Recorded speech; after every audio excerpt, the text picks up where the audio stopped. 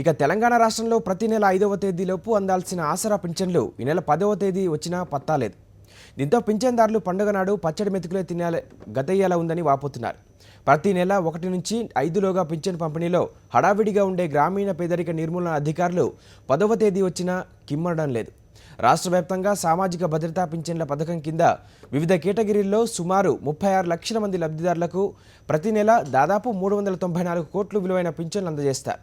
Pension పంపిణీ నిమిత్తం అవసరమైన ఏర్పాట్లు చేసినప్పటికీ ఆర్థిక శాఖ నుంచి నిధులు అందకపోవడంతో ఏమి చేయాలో పాలుపోవడం లేదని సెర్ఫ్ అధికారులు చెబుతున్నారు.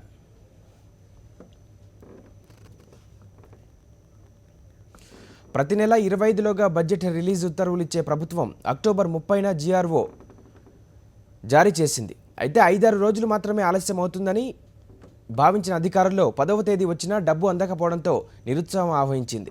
ఇదిలా ఉంటే ప్రతి నెల 5వ తేదీలోపు పింఛన్లు అందుకునే వృద్ధులు, వికలాంగులు, వితంతువులు, నేత గీత కార్మికులు, బీడీ కార్మికులు ఈ నెల పింఛన్ సొమ్ము కోసం బ్యాంకులు, పోస్టాఫీసులు, మండల కార్యాలయాల చుట్టూ ప్రదర్శనలు చేస్తున్నారు.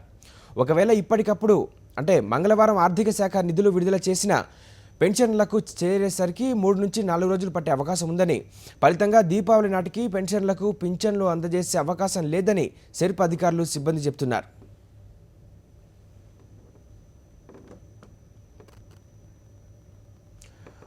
రాష్ట్ర వ్యాప్తంగా ఆసరా లబ్ధిదారులకు నవంబర్ నెల పింఛన్ల పంపిణీ కోసం నిధులు విడుదల చేయని ప్రభుత్వం వరంగల్, హైదరాబాద్ జిల్లాల్లో మాత్రం పింఛన్ల పంపిణీని వెంటనే ప్రారంభించాలని సంబంధిత అధికారులను ఆదేశించింది.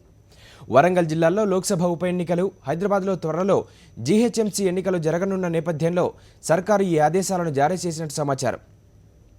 రాష్ట్ర వ్యాప్తంగా వివిధ కారణాలతో పంపిణీ కాని పింఛన్ సొమ్మును ఈ 2 జిల్లాల్లో లబ్ధిదారులకు అందించాలని సర్కారు సూచించింది.